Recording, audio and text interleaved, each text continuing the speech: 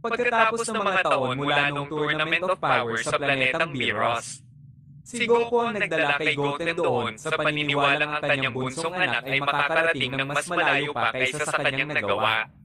Mula sa araw na iyon, nagsimulang makaramdam si Goten ng kakaibang uhaw na nag-aalab sa loob niya. Isang matinding pagnanais na maabot ang estado ng Ultra Instinct na naririnig lamang niya sa mga kwento.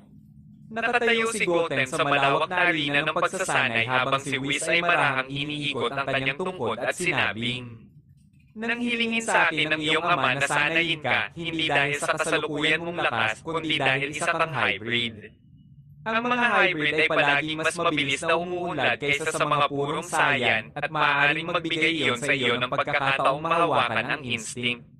Walang pag-aalinlangan, pinakawalan ni Goten ang kanyang kapangyarihan, ang kanyang katawan ay nagliyab sa nagliliyab na pula, isang super